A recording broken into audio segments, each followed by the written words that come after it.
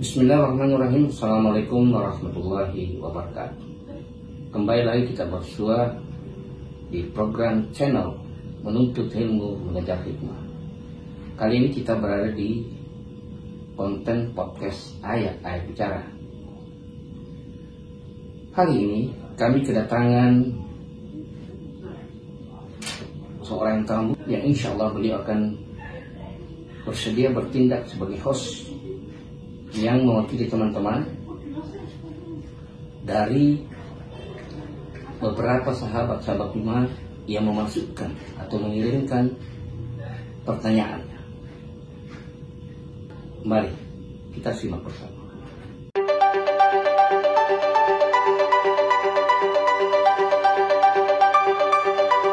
Assalamualaikum warahmatullahi wabarakatuh. Waalaikumsalam warahmatullahi wabarakatuh. Apa kabar? Alhamdulillah. Ya, pada kesempatan ini podcast kali ini kita akan mencoba membahas menjawab beberapa pertanyaan dari sahabat Minha. Ya, di antaranya yaitu di dalam Al-Quran disebutkan bahwa Isa adalah sebagai ruh dan kalimatnya. Ya. Nah, apa perbedaan ruh dan kalimat? Baik. Jadi terima kasih atas tanggapan dari sahabat-sahabat Minha. Sekali lagi kita patut bersyukur dengan keberadaan podcast kita ini bisa menjadikan fasilitas untuk menjawab pertanyaan-pertanyaan yang berkaitan dengan kajian kita. Nah, jadi selain YouTube yang kami posting, kami siapkan juga grup WA yang bisa digunakan untuk fasilitas memberikan pertanyaan, memberikan tanggapan. Jadi grup WA-nya itu umum, Ustaz ya? Umum. Tapi yang pesan saya lagi-lagi gunakan grup itu untuk secara proporsional ya. Hanya yang berkaitan dengan dengan Minha saja, dengan kajian yang ada di Minha. Maksud saya tidak perlu diposting hal-hal yang berkaitan dengan politik, dengan perekonomian negara, itu tidak penting. Bisa dimasukkan di grup yang lain. Surat 4 ayat 1.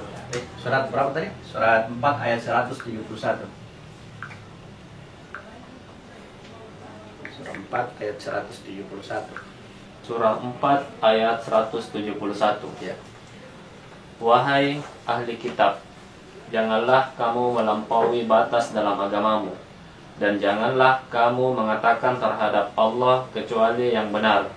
Sungguh, Al-Masih Isa putra Maryam itu adalah utusan Allah dan kalimatnya yang disampaikannya kepada Maryam dan roh darinya. Maka berimanlah kepada Allah dan Rasul-Rasulnya, dan janganlah kamu mengatakan Tuhan itu tiga. Berhentilah, itu lebih baik bagimu. Sesungguhnya Allah Tuhan yang Maha Esa, Maha Suci Dia dari anggapan mempunyai anak. Miliknya lah apa yang ada di langit dan apa yang ada di bumi, dan cukuplah Allah sebagai pelindung. Ya, di situ disebutkan sesuai dengan pertanyaannya bahwa Isa itu adalah ruh dan kalimatnya. Jadi tetap kita berstandar pada skema penciptaan diri surah 4 ayat 1. Dimensi ruh adalah ketika aku itu dihijab oleh cahaya. Jadi Isa adalah ruh dan kalimat. Kalau di dimensi Nabi, penyebutan Nabi di bawah ini yang bermakna sebagai Musa, ya, Musa. Kalau di sini ya Ibrahim sebagai agama nenek moyangnya yang membawa milah. Ibrahim yang menjadikan milah menjadi adin. Ya, itu kalau nabinya. Kemudian ya ini skemanya ini, kalau kita ambil skema, kalau Isa adalah ruh, ya Musa itu adalah nur. Musa adalah nur, Nah, ini yang menjadi kitab.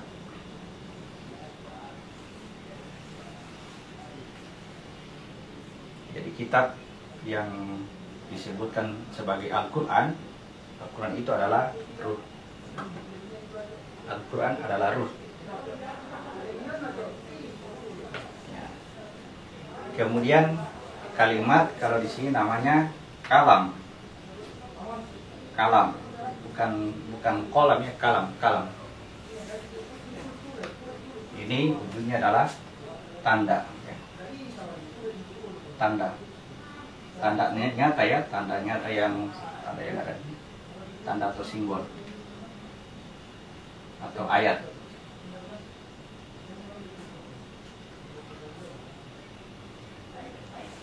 Jadi ruh ini dirubah menjadi nur, lalu nur itu masuk ke dalam kalbu, ya, masuk ke dalam kalbu pada jasad kita. Kemudian kalau kalimat itu yang keluar dari ucapan Allah, namanya kalimat-kalimat. Nah, ini kalam Musa itu disebut sebagai kalam Allah. Dikatakan dia bercakap-cakap langsung dengan Allah. Percakapannya, isi dari percakapan itu namanya kalimat, suaranya. Jadi kalimat adalah suara, firman. Ya. Jadi ruh di dalam pembahasan kitab sebelum Al-Quran, ya, ini disebut dengan firman. Di dalam Al-Quran disebut dengan kalimat. Ini firman.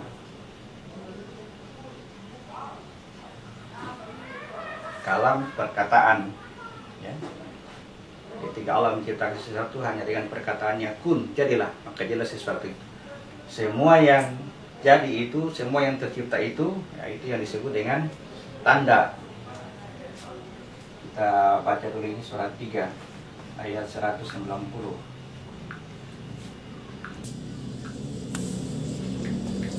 Surat 3 ayat 190. Surat 3 ayat 190. Sesungguhnya dalam penciptaan langit dan bumi dan pergantian malam dan siang terdapat tanda-tanda kebesaran Allah bagi orang yang berakal. Ya, jadi kata penciptaan, ya, termasuk di situ penciptaan yang sifatnya tidak materi yang disebut dengan langit, maupun penciptaan yang sifatnya materi yang disebut dengan bumi, itu merupakan tanda simbol. Termasuk pergeseran waktu merupakan tanda-tanda. Itu turunan dari kalimat ini atau firman. Turunan dari ruh, surat 42 ayat 52. Surat 42 ayat 52. Dan demikianlah kami wahyukan kepadamu roh dengan perintah kami. Sebelumnya engkau tidaklah mengetahui apakah kitab dan apakah iman itu, tetapi kami jadikan Al-Quran itu cahaya. Ya. Dengan itu kami memberi petunjuk siapa yang kami kehendaki di antara hamba-hamba kami. Ya. Dan sungguh engkau benar-benar membimbing manusia kepada jalan yang lurus. Jadi ruh dirubah menjadi nur. Nur itu yang masuk ke dalam kalbu, sehingga kita bisa mengetahui apa itu kitab dan apa itu iman. Kemudian turunan dari nur ini, inilah yang menjadi kitab. Surat 14 ayat 1. Surat 14 ayat 1. Alif Lam Ra. Ini adalah kitab yang kami turunkan kepadamu Muhammad, agar engkau mengeluarkan manusia dari kegelapan kepada cahaya terang benderang dengan izin Tuhan mereka, Ya. yaitu menuju jalan Tuhan yang maha perkasa, maha terpuji. Ya. Kalau dari atas tadi ruh dirubah menjadi nur lalu masuk ke dalam kalbu, kalau ini dengan kitab itulah kamu dikeluarkan dari gelap gulita menuju nur, minal zulumati ila nur. Dengan kitab dikeluarkanlah kamu dari kegelapan kepada cahaya menuju jalan Tuhan yang Maha Pengasih Penyayang.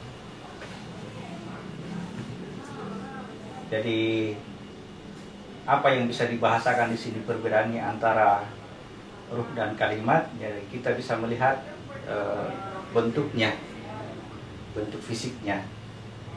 Jadi kalimat itu pada ujungnya adalah terciptanya seluruh alam semesta, penciptaan langit dan bumi, kemudian bergantinya siang dan waktu, itu bersumber dari kalimat Allah. Sedangkan kitabnya, firmannya, Al-Quran, kitab Al-Quran itu bersumber dari ruh. Jadi disebutkan Isa adalah ruh dan kalimat, ya. Kemudian persoalan ruh ini barangkali karena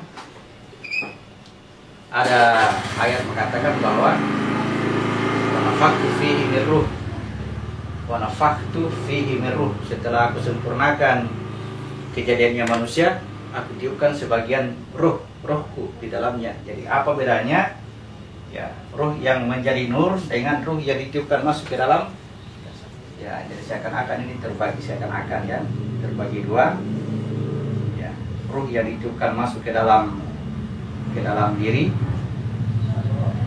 dan ruh yang dirubah menjadi nur dan masuk ke dalam diri, ya, yang menjadi kitab, yang berujung pada kitab. Ya, jadi itu kembarannya. Untuk bisa memahami kitab yang ada di dalam Al-Quran, kita bisa melihatnya pada diri kita.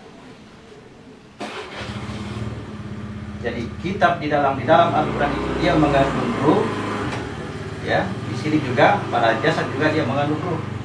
Jadi kalau kita membaca kitab kemudian kita gunakan fasilitas ruh, itu bisa mencapai Al-Quran itu sebagai ruhnya.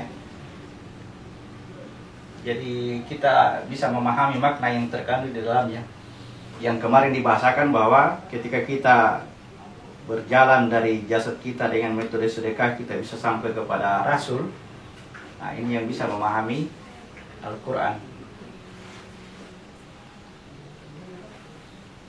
Oke, saya pikir ya, jadi perbedaannya tidak bisa dijelaskan dengan kalimat, tetapi dengan metode ini sudah bisa digambarkan kemana arahnya ruh, kemana arahnya kalimat atau firman.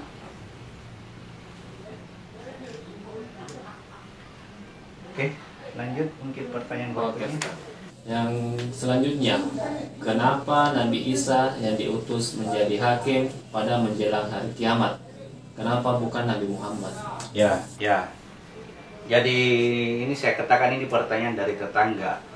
Tetangga di dalam kitabnya itu dikatakan bahwa pada hari kiamat nanti itu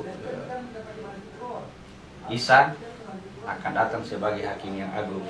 Memang di dalam beberapa hadis juga disebutkan, tapi saya bukan ahlinya hadis, tidak memahami itu. Yang disebutkan dalam Al-Quran bahwa Nabi Isa itu akan datang pada hari kiamat, ya, sebagai dia memberi tanda pada hari kiamat.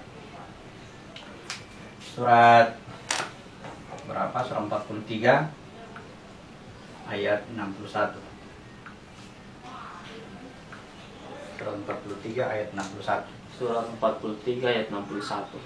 Dan sungguh dia Isa benar-benar menjadi pertanda akan datangnya hari kiamat. Karena itu janganlah kamu ragu-ragu tentang kiamat itu, dan ikutilah aku. Inilah jalan yang lurus. Ya. Jadi kita lihat dimensinya Isa. Dimensinya Isa kan pertanyaannya kenapa bukan Muhammad? Kalau Isa dihubungkan dengan Muhammad, ya, maka dimensi Isa itu adalah dimensi Ahmad, ya. Dimensi ruhnya dimensi Ahmad. Kalau ini Muhammad, ya, ini dimensi Muhammad, ini dimensi Ahmad, di atas itu adalah Ahad, ya. Ahad ini artinya satu. Ahmad ada mengandung sifat pujian, tanpa melakukan sesuatu dia masuk dalam golongan orang terpuji tanpa melakukan sesuatu. Sedangkan Muhammad ini dia terpuji karena melakukan sesuatu. Jadi segala puji, alhamdulillahirabbil alamin, segala puji hanya bagi Rabb semesta alam. Itu menunjukkan bahwa tidak ada satupun yang bisa dipuji selain dia, selain Allah. Artinya kalau ada Muhammad, kalau ada orang terpuji, ya berarti itu rahasianya Allah. Rahasianya Allah. Jadi kedatangannya Isa sebagai hakim ini akan menjadi pengambil terhadap ini. Siapa di antara manusia itu yang mengikuti Muhammad ini? Karena yang bisa diantar sampai ke sana, Isa ini sebagai pengantar, adalah orang-orang yang mengikuti Muhammad. Dalam artian dia melakukan akhlak seperti Muhammad, dia melakukan perbuatan terpuji. Pertanyaan berikutnya, kenapa dia diantar? Karena segala puji itu bagi Allah, segala puji itu milik Allah. Jadi setiap yang terpuji di sini akan diantar ke sana, ke Rabbul Alamin, ke Tuhan semesta alam. Jadi ini yang menjadi penentu, ini yang disebut dengan al-haq. Al-haq, ya. Al-haq itu kebenaran sejati. Al-haq ini asalnya dari Rabb. Al-haq ini akan menjadi penentu, pembeda apakah di sini benar atau tidak. Jadi yang sekali lagi yang menjadikan dia datang itu adalah untuk menjemput ini. Karena yang bisa sampai ke sana itu hanya Muhammad. Tapi yang menjemput itu tidak akan sampai di atas ya. Dia hanya mengantar saja. Wilayahnya, wilayah ruh itu hanya berada pada wilayah di sekeliling ars. Jadi ruh ini mengantar Muhammad saja sampai pada batas tidak bisa dia memasuki wilayah ars. Yang bisa masuk ke sana itu adalah Muhammad saja. Kenapa bisa terjadi seperti ini? Karena pada awalnya ruh ini pada saat penciptaan dia bertugas untuk mengantar ini Muhammad untuk bisa masuk ke dalam jasad. Jadi kalau umat manusia yang mengikuti akhlaknya Muhammad atau sifat-sifat Muhammad atau senantiasa melakukan sifat terpuji yang biasa dikatakan puji Tuhan, kalau kita bahasakan segala puji bagi Allah itu sama. Puji Tuhan artinya pujian itu hanya untuk Tuhan. Maka setiap kali sifat terpuji terjadi, itulah yang menjadikan bisa mengantar ke Tuhan. Karena yang melakukan sifat terpuji itu ya, disebutkan sebagai Muhammad. Meskipun tidak ditahu bahwa Muhammad ini siapa. Muhammad ini sifat terpuji yang ada pada setiap diri manusia. Jadi selayaknya itu apapun yang dilakukan itu selalu pasti itu datangnya dari Allah. Kalau sifat terpujinya, ya ini tadi, kalau sifat terpujinya, nah ini yang diantar sampai ke Rabb. Tapi kalau sifat yang negatifnya, iya. Nah ini berasal dari hawa nafsu. Nah, ini yang menjadikan perjalanan terhambat. Ya, terhambat dalam artian Isa tidak akan mengantar sampai ke sana sebelum dia sempurna kejadiannya. Karena setiap sifat buruk pada dirinya itu membuatnya cacat. Dan yang cacat itu bukan Muhammad. Muhammad itu insan kamil, insan sempurna, tanpa cacat. Mengerti maksudnya? Jadi kalau ada perbuatan dosa ini menjadikan cacat, tunggu sampai dia tidak cacat, sampai dia bertobat. Nah, adapun bahasa yang lain yang sering dikatakan bahwa Isa datang untuk menebus dosa manusia, nah itu dalam keadaan kita sekarang kedatangannya itu menjadikan ruh itu masuk ke dalam diri kita, yang menjadikan tadi sifat-sifat buruk pada diri kita yang tergantikan oleh ruh menjadi sifat kebaikan. Akhirnya jasad kita ini karena selalu melakukan kebaikan, nah inilah yang diganti dengan yang lebih baik. Itu disebut dengan bisa datang menebus dosa. Oh, itu disebut juga juru selamat. Juru selamat karena ya hanya perlu dipahami ini kan saat ini orang mencari di mana Isa ini. Ya. Padahal keberadaannya Isa itu adalah firman. Isa itu adalah Al-Quran. Al-Quran itulah yang disebut dengan juru selamat. Jadi kalau kita ikuti Al-Quran pasti selamat. Itu mengikuti Isa, itu mengikuti firman. Jadi yang menerima Al-Quran inilah yang bernama Muhammad ini. Inilah yang menjadikan dia terantar untuk sampai ke Rabb melalui peristiwa Isra Mi'raj. Dalam perjalanannya Isra Mi'raj, ya Isa digantikan perannya oleh Jibril. Isa ini Rohul Kudus, Jibril juga Rohul Kudus juga. Kita bisa buka di surat 16 ayat 102.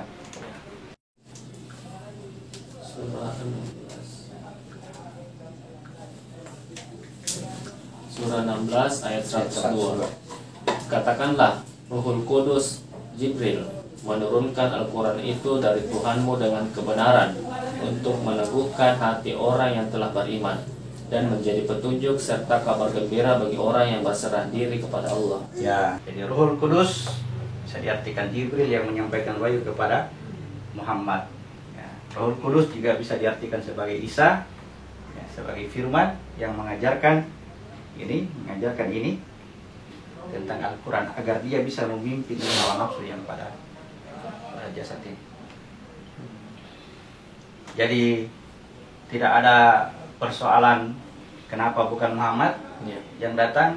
Seandainya Muhammad yang datang, maka nama Isa ini dirubah menjadi Ahmad. Dia adalah Al-Haq. Sifat apa ini, nama ruhnya Muhammad itu adalah Ahmad. Tetapi Ahmad tidak dijabarkan secara terperinci dalam Al-Quran, hanya digantikan perannya oleh Isa. Jadi Isa yang memberitakan bahwa akan datang lagi setelah aku, namanya Ahmad. Karena Isa hanya kenal Ahmad. Isa mengenal Ahmad pada dimensi ruhnya.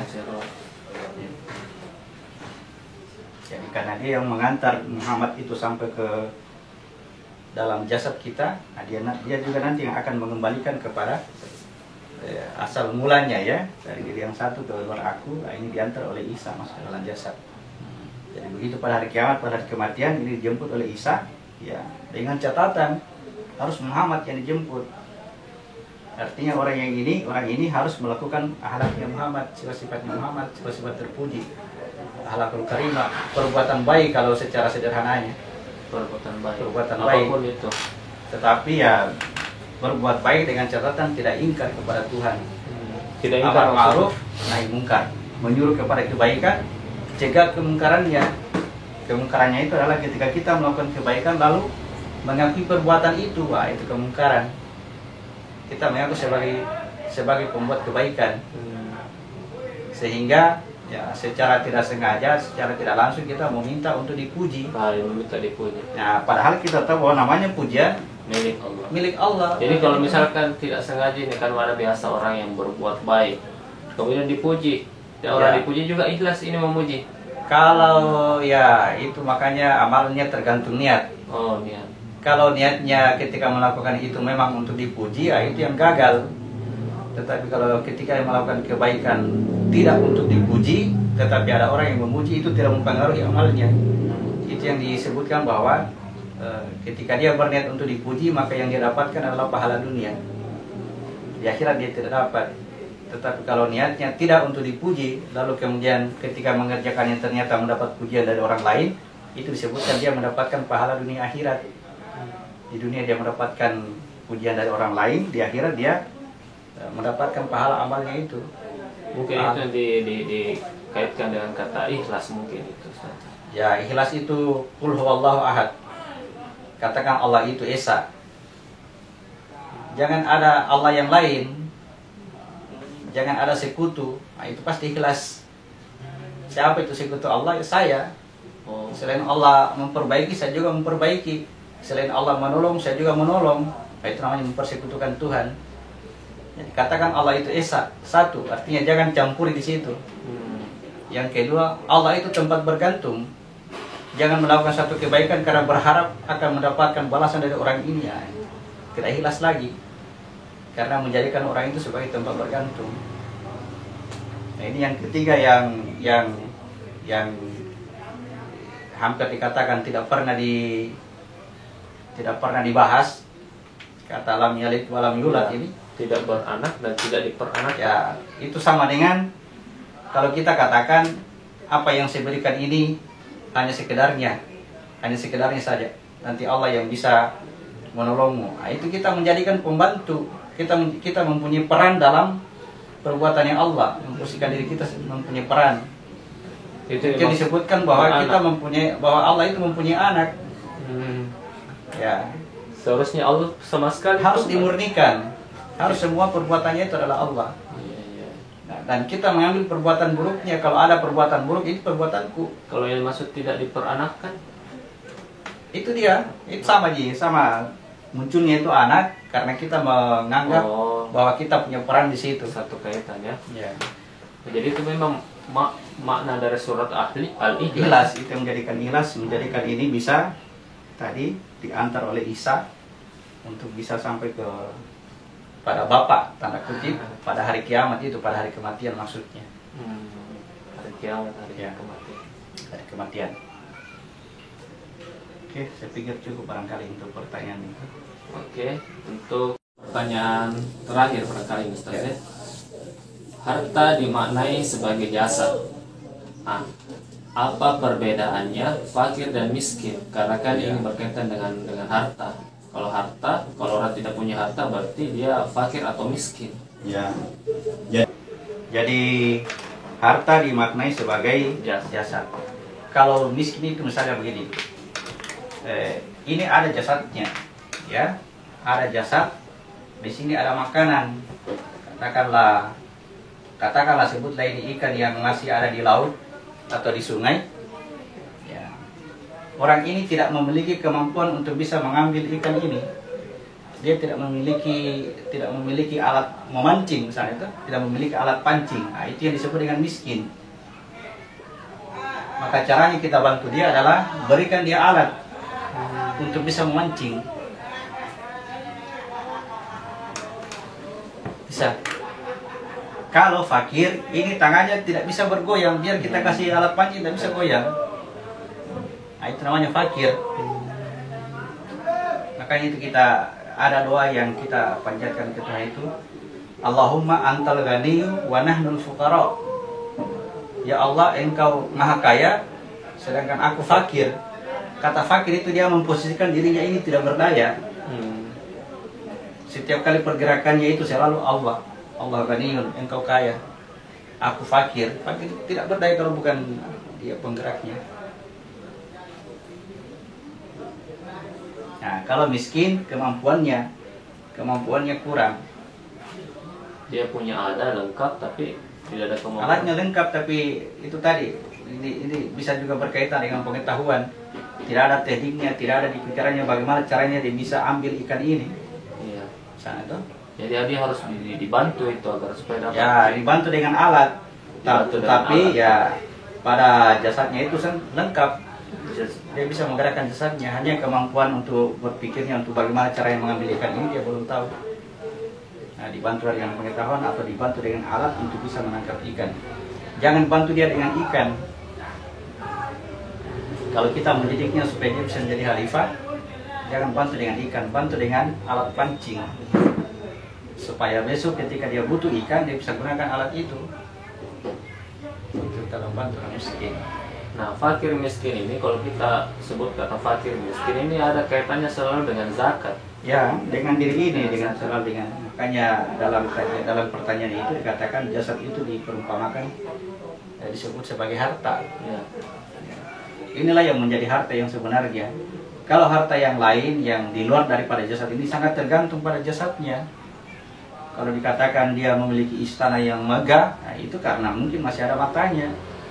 Kalau tiada matanya tidak terbilang ada istana ini.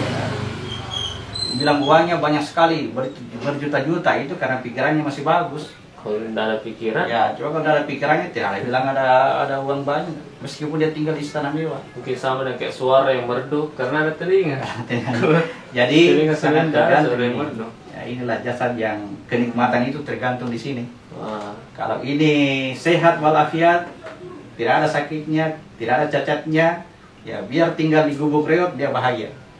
Iya. Tetapi kalau biar tinggal di istana, kalau ada yang sakit di sini benjol atau apa, ya dia akan merasakan penderitaan dalam. Berarti ini yang dimaksud rumahku adalah surga.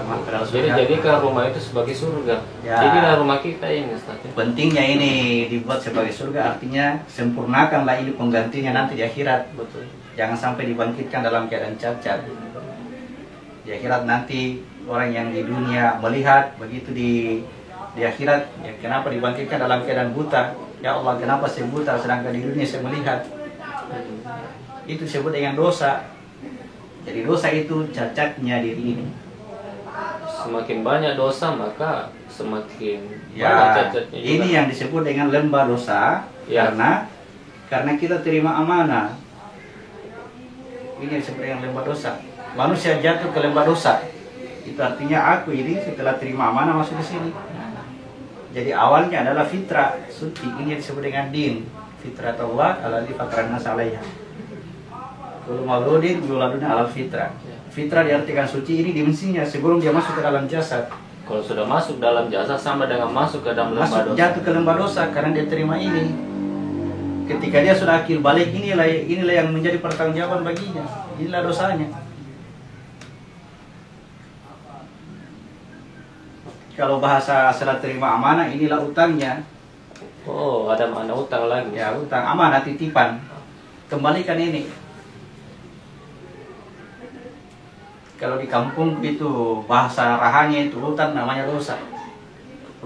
Dosa. Dosa. Oh. Ada makna. Siapa yang kasih sebut bahasa kampungnya ini Oh, dosa? bahasa rahanya itu utang, dosa. Namanya dosa. Jadi siapa yang banyak dosanya banyak utangnya. Banyak utangnya. Oh. Iya. Kalau di kampungku, tapi saya melihat kebenarannya seperti itu. Inilah lembah dosa. Inilah pinjaman. Jadi untuk bisa sempurnakan ini penggantinya nanti di akhirat, kembalikan ini ke Allah. Kembalikan kepada Allah. Pinjamanmu ini. Oke. Nah, namanya kita ini manusia, Ya. lembah dosa. Nah, ini tidak ada manusia yang lepas dari namanya dosa, karena memang kita sudah didesain pasti akan berdosa. Pasti karena ya Karena pas sudah masuk ke di dalam sini, lembahnya. masuk ke dalam Jadi dosa. tidak ada orang yang suci nih, Ustaz. Ya. Dari Kemudian kalau sudah masuk ke dalam ini. Ya, kemudian setelah masuk ke dalam lembah dosa ini, lembah dosa limbahnya. Setiap ada perbuatan baiknya disebut itu perbuatannya Tuhan. Kapan mengaku maka ini tidak akan tergantikan ini. Kapan mengaku berbuat berarti kita memiliki ini, kita tidak mengembalikannya ke Tuhan. Jadi perbuatan baik itu adalah perbuatannya Tuhan. Sedangkan perbuatannya ini adalah pasti dosa, pasti bersalah karena ini dia tinggal di sini. Tanpa melakukan apapun sudah ada dosanya, sudah ada karena dia berutang. Dia harus kembalikan ini. Nah, itulah yang dilakukan oleh Rasulullah. Manusia paling sadar yang tidak pernah berbuat suatu kesalahan, kerjanya beristighfar. Ampuni aku ya Allah. Oh, jadi itu caranya kalau kita berdosa, ada kalimat istighfar mereka. Bukan kalimat, serahkan ini, kembalikan ini. Oh, mana dari istighfar Ya, itu? itulah istighfar yang sebenarnya, pengampunan, serahkan kembali ini. Ya, caranya, bagaimana cara yang diserahkan, bukan bunuh diri, mati, tidak. Ini dijadikan sebagai alat-alatnya Allah. Oh, dipergunakan. Ya, jalankan tugas khalifahmu. Mau mungkin ini ada juga hubungannya dengan ya wanita pezina yang memberi makan, yang memberi minum anjing yang lagi kehausan. Kalau memberi minum anjing berarti jasad ini digunakan untuk mempelajari ilmunya Al-Quran, memberi minum untuk menenangkan anjing yang ada di dadanya di wilayah ini. Jadi Anjing menggumul ribut di sini. Jadi kalau ada kata anjing langsung kita ingat oh pasti daerah dada itu. Nah, ya, ribut ini. Selalu ribut. Meskipun itu kejadiannya di sini di pikiran. Oh, begitu Ustaz. Jadi di pikiran ini di tempat kalbu ini, ya kalau kita urai ada titiknya kalbu, ada lapisan pertama ini sampai 7 lapis keluar ini. Ya, 7 lapis keluar ini diurai ke bawah ke sini. Supaya bisa dipraktekkan nanti di zaman Rasulullah baru diurai seperti ini. Ya. Sebelumnya itu hanya di pikiran saja, di otak saja. Sehingga ketika orang mendirikan sholat, cukup dia duduk bertafakur, dia memasuki inti pikirannya di dalam. Semakin ke dalam, semakin cerdas, semakin ke dalam, semakin mengenali dirinya. Jadi ini menunjukkan titik perjalanannya Agung. Ketika titik ini berada di sini, paling luar, titik ini paling luar, inilah dikatakan zalim dan bodoh. Zalim dan bodoh. Jadi hakikatnya ketika kita menerima amanah, ditempatkan dulu pada titik terluar dari kalbu kita ini, kalbu di kalbu ini di atas. Jadi kalbu di dada ini dia memasuk pada titik yang keempat, pada garis keempat. Dia semakin memasuki, semakin mendekati titik kesadaran. Tetapi ketika masuk ke sini dia menemukan kegoatnya, kesombongannya. Nah, itu yang harus dihati-hati. Jadi kalau misalkan kita lagi diam begitu apa selalu ribut-ributnya sebenarnya itu di daerah. Ya, kejadiannya di kepala. Kejadiannya di kepala. Orang bilang banyak pikirannya. Ada kalau istilah sekarang itu overthinking, ada kata overthinking, kelebihan dalam berpikir. Kelebihan dalam berpikir ya, ribut pikirannya. Ribut pikirannya, tidak bisa tenang, tidak bisa tidur. Ya, dalam kajiannya hadis itu disebut sebagai anjing yang selalu menggonggong, ribut pada tengah malam. Ya. Tetapi kalau anjing itu kelasnya lebih, masih ada lagi yang di atasnya anjing, namanya serigala. Iya. Nah, ini yang berbahaya karena serigala itu dia melolong pada saat bulan purnama. Nah, itu sudah sampai di sini dia melihat dirinya memiliki cahaya. Kalau bahasanya dia merasa pintar sehingga bisa memberikan pengetahuan ke orang dengan mengatakan inilah pengetahuanku. Jadi ini yang berbahaya bagi kita. Bilang kalau dalam cerita Yusuf itu nanti Yusuf akan dimakan serigala. Artinya keluar dari situ dia bawa bersama teman-temannya, bersama saudara-saudaranya, jangan sampai Yusuf dimakan serigala. Artinya ketika kita terima amanah di sini, berpeluang untuk menjadi orang yang mengikuti pengetahuan yang bukan berasal dari Allah, yang berasal dari manusia. Jadi kalau anjingnya ribut dikasih minum saja. Nah itu tugas wanita. Kalau wanita itu memberi minum anjingnya, berat memberi minum itu artinya mempelajari Al-Quran supaya dia bisa paham. Wanita ini artinya jasad. Jasad sendiri. Yang kasih minum itu anjing dengan cara belajar Al-Quran. Belajar Al-Quran. Jadi jasad ini yang belajar Al-Quran. Jasad yang belajar Al-Quran. Sampai Al-Quran itu masuk ke dalam kalbunya.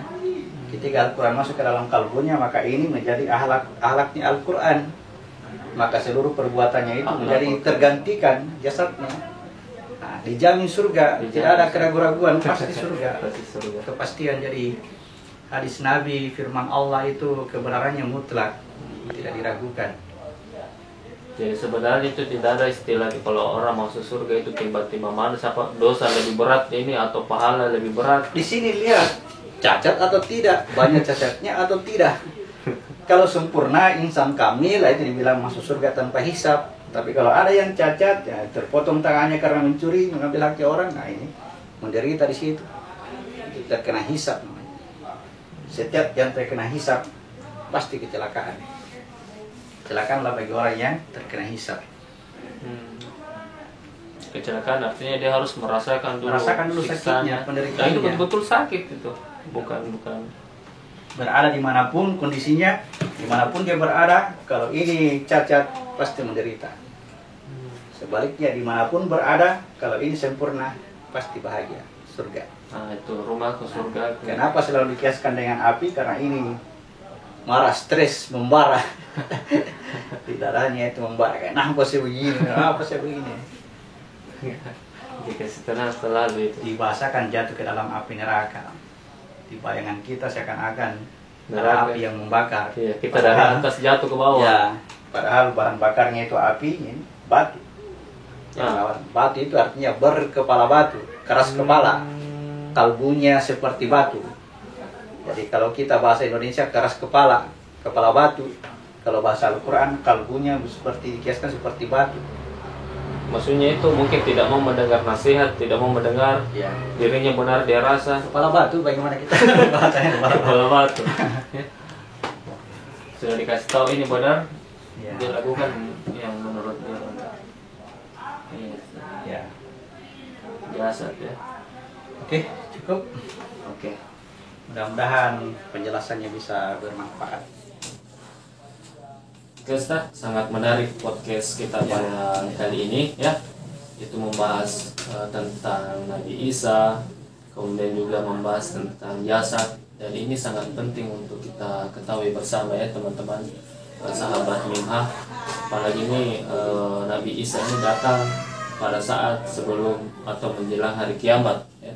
Hari kiamat itu kita ketahui bersama sama dengan hari kematian kita. Ya, barangkali itu yang perlu diluruskan dulu pemahaman kita selama ini. Ya. Kenapa itu kita merasa kayak tidak fresh kalau disebutkan itu Isa.